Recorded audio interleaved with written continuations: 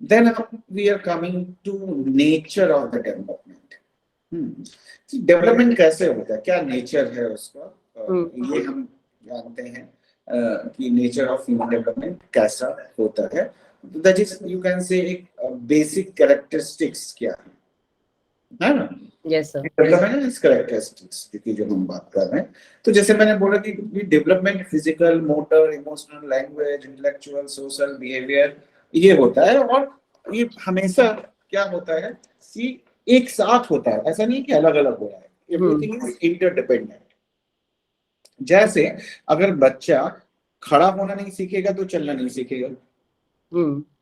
बच्चा अगर गर्दन नहीं संभाल पाएगा तो भी चलना नहीं सीख पाएगा. तो एक स्टेप बाय स्टेप होता है. तो एक अगले मतलब नेक्स्ट डेवलपमेंट के लिए पहला वाला डेवलपमेंट होना चाहिए. अगर वो नहीं हुआ है तो अगला डेवलपमेंट नहीं होगा. अगर बच्चा पहले वन वर्ड बोलता है, मम्मा पापा बोलना शुरू करता है, तो अगर जब वो इतना बोलना शुरू करेगा तभी तो सेंटेंसेस बोलेगा. अगर वो नहीं बोल पा रहा है तो सेंटेंस बोलना तो नहीं शुरू कर देगा एकदम से. So that is what like all about human development. So development is lifelong. कि एक इस तरीके से चलता है. आप ये कह सकते हैं कि इनिशियल लेवल पे धीरे धीरे ये ऊपर की तरफ जाता है, देन डिक्लाइन होना शुरू हो जाता है. एक ही आप कह सकते हैं कि 25-30 तक बढ़ता है and then gradually it declines, है ना. 40-45 के नीचे 50 तक आते आते तो आप देखेंगे कॉग्निटिव एबिलिटीज, फिजिकल एबिलिटीज, है ना, mental abilities, they get compromised, मतलब वो कम होना शुरू हो जाते हैं. तो that is the nature of the development. तो development is a life long process. तो ये कंटिन्यूअसली होता रहता है फ्रॉम कंसेप्शन टू डेथ, जैसे मैंने बात की थी पहले भी. तो it is a life long process, चाहे वो फिजिकल हो चाहे मतलब कॉग्निटिव हो, जो भी सारी चीजें वो होता रहता है. Development follows a specific sequence. So एक ऑर्डर पड़ता है यूनिवर्सली, जो हम लास्ट क्लास में मैं बात कर रहा था कि we have a biologically we have blueprint, है ना. कि हम कब बोलेंगे, किस एज में बोलेंगे, क्या होगा, वो सारी चीजें. So development follows an order of sequence and this order is universal. For example, child always learns to stand before walking, babble before speaking, जो भी हमने बात की. And suppose they start, तो एक स्पेसिफिक सीक्वेंस फॉलो करता है. आप कह सकते हैं भाई कोई बोलना शुरू करता है तो एक वन वर्ड बोलेगा, then two words, then three words, then sentences, इस तरीके से होगा. उसी तरह से अगर चलना शुरू करेगा तो पहले खड़ा होना सीखेगा. So all those things happen, so they follows an specific sequence, है ना. तो इन्होंने दो सीक्वेंसेस के बारे में बात की, टू टाइप्स ऑफ सीक्वेंसेस. एक तो है सेफेलो कैजुअल डेवलपमेंट, है ना. अब और दूसरा है proximo distal development. So cephalocaudal development क्या है? Means that development proceed from head to the toe direction. यानी पहले बच्चा अपनी आईज को कंट्रोल करना सीखेगा, नेक को कंट्रोल करना सीखेगा, शोल्डर्स को करेगा कंट्रोल, एंड देन लास्ट में वो मतलब पैरों को करेगा. ठीक है. सो इस तरीके से डेवलपमेंट होता है. तो दिस से कि दिस सीक्वेंस इज कि पहले जो डेवलपमेंट होगा वो ऊपर से शुरू होता है और बॉडी के और नीचे के एरियाज में की तरफ जाता है. ठीक है. So that we call these are different you can theories regarding development you can see. Then आता है proximo distal development. Proximo distal development क्या कहता है? ये कहता है कि proximo development means that development spreads from near to far. Organs near to the heart are developed first and those further from the heart वो बाद में डेवलप होते हैं, है ना. कि जैसे मैंने बोला कि पहले वो कंट्रोल का हमने shoulders, then neck and arms, इस तरीके से देन लेग्स, धीरे धीरे करके वो उनको कंट्रोल मिलता है इस तरीके से. ठीक है.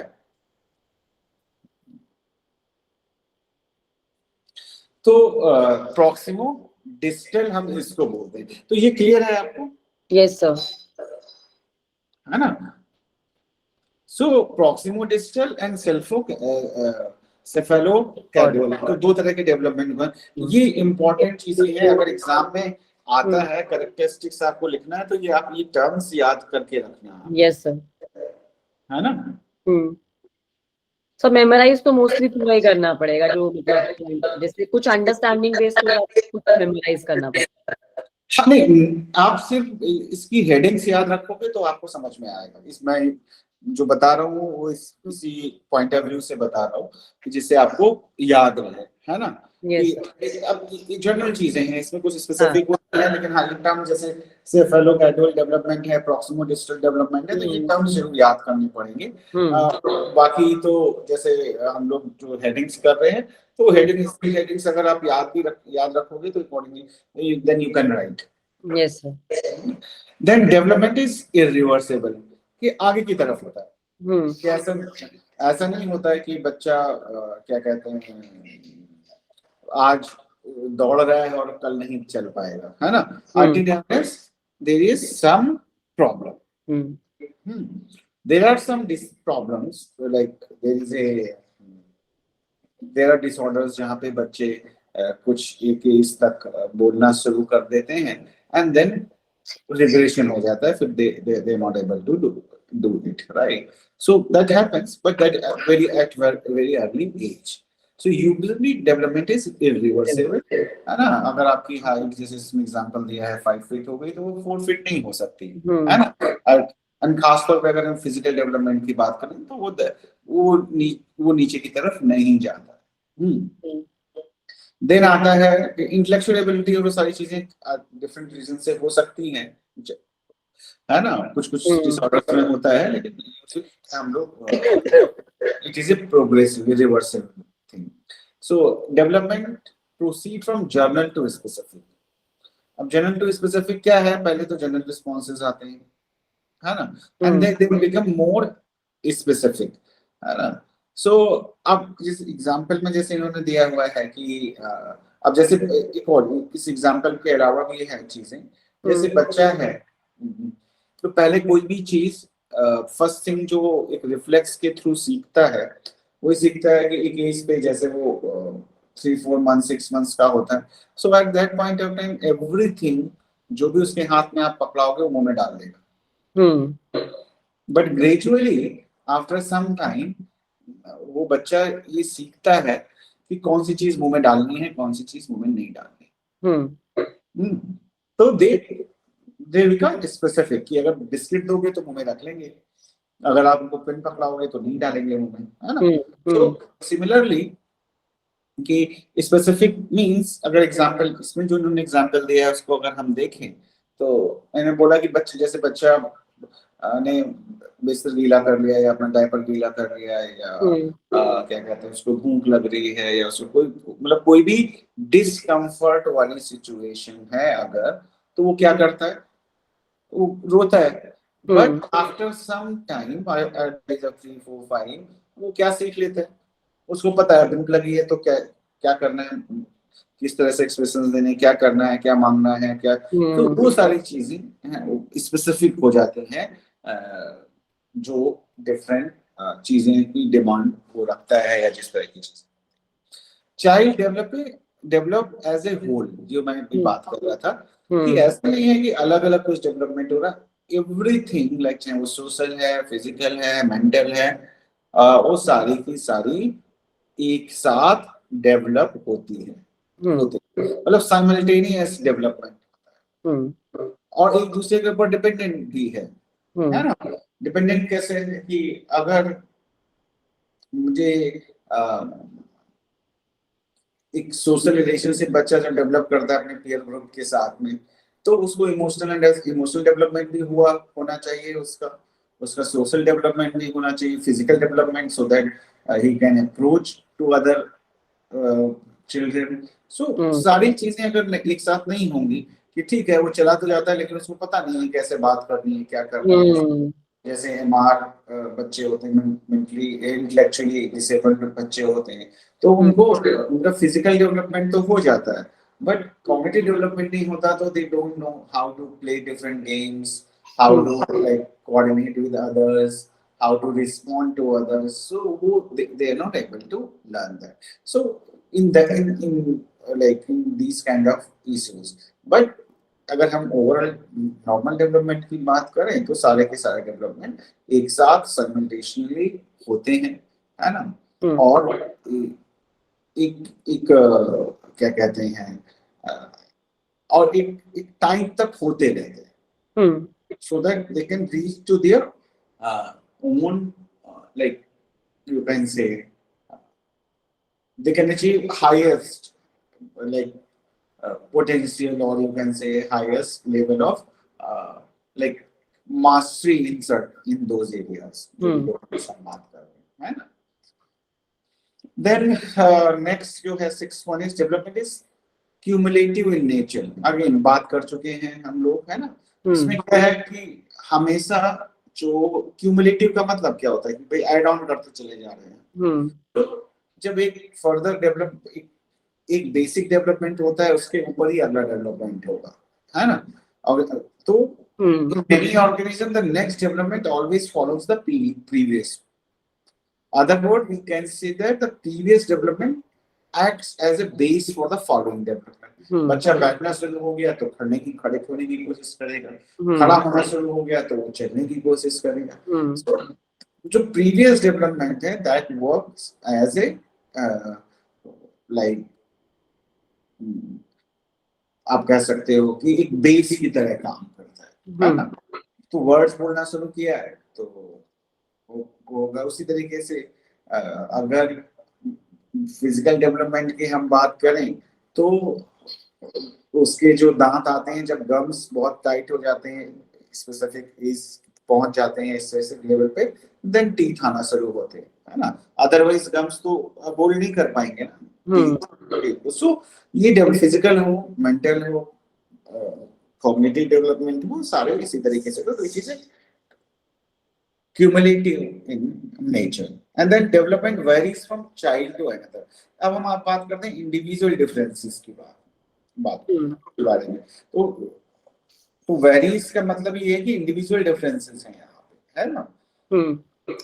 क्योंकि डेवलपमेंट बहुत सारी चीजों पे डिपेंड करता है कि स्टिमुलेशन पे एक बच्चा जिसको प्रॉपर न्यूट्रिशन मिल रहा है, प्रॉपर एनवायरनमेंट मिल रहा है, अच्छे स्कूल में जा रहा है, तो हो सकता है वो लैंग्वेज पे जल्दी सीख जाए, या पेरेंट्स उसके ज्यादा वर्बल हैं, दे स्पीक टू देम। एक बच्चा है जो जिसके पेरेंट्स क्या करते हैं, दोनों वर्किंग हैं, दोनों चले जाते हैं और वो घर पे अकेले रहता है या मेट के साथ में रहता है जो उससे ज्यादा बात नहीं करती है, तो उसका इम्पैक्ट भी उसके डेवलपमेंट के ऊपर पड़ेगा, है ना। जेनेटिक्स का भी पड़ता है, कुछ बच्चे शाय होते हैं बिकॉज ऑफ टेम्परामेंट ऐसा है, उनके फादर पेरेंट्स या मदर भी उस तरह के हैं, तो उस वजह से भी उनके ऊपर फर्क पड़ता है।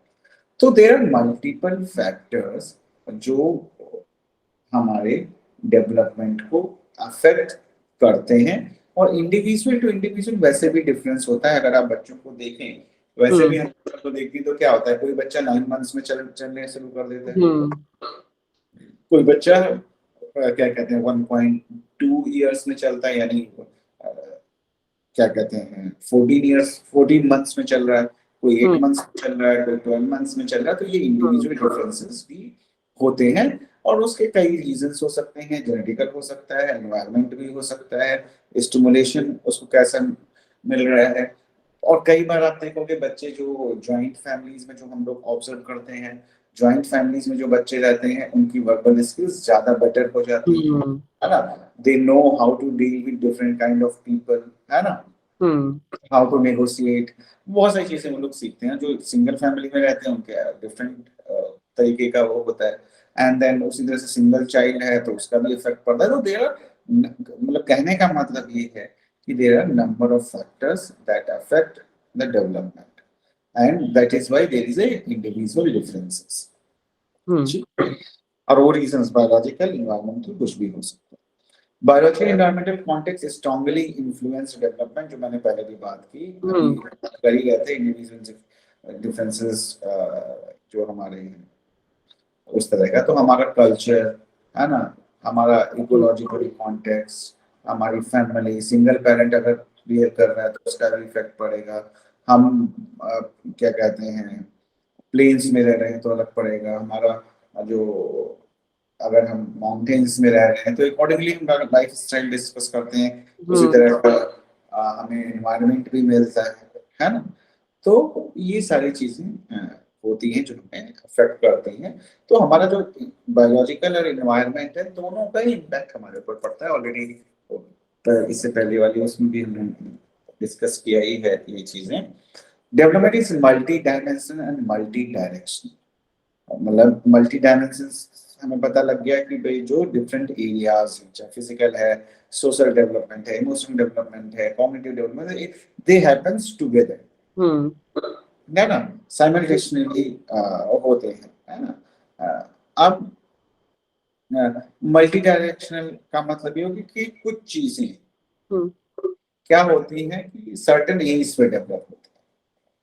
कि सपोज जैसे बच्चा आता है, बॉयज को अगर हम देखें तो 10-15 इयर्स तक तो उसके हाइट इतनी तेजी से नहीं बढ़ती है, अचानक से उसकी हाइट आप देखोगे 1 साल के अंदर 1 फीट बढ़ गई, है ना।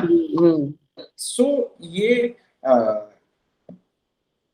कुछ एरियाज में, अब गर्ल्स का डेवलपमेंट अगर आप देखोगे तो वो थोड़ा डिफरेंटली होता है। उनकी हाइट एकदम से बहुत ज्यादा नहीं बढ़ मतलब बढ़ती है और फिर वो रुक जाती है। इनकी भी बढ़ रही है बट अचानक से बढ़ जाती है, ठीक है।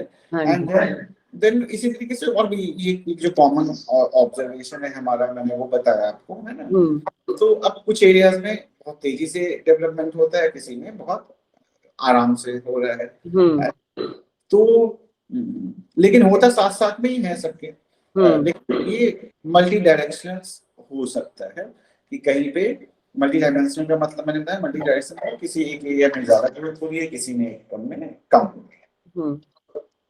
हाँ, सो अब क्या होता है, अब शुरुआत में अगर आप देखोगे बच्चा जब पैदा हुआ है और उससे 5 साल के अंदर बहुत तेजी से बढ़ता है ना। अगर हेड साइज, एक और चीज बताता हूँ मैं आपको, यहाँ दीजिए, जैसे हेड साइज है बच्चे का, तो या हम लोगों का भी जो हेड का साइज है उसमें over the period of time बहुत ज्यादा चेंजेस नहीं आते। अगर आप छोटे बच्चे का भी देखो हेड साइज और उसका रेशियो देखो 10 इयर्स के बाद में, तो बॉडी बहुत ज्यादा बढ़ती है, हेड का साइज एक लिमिटेड अमाउंट में ही बढ़ता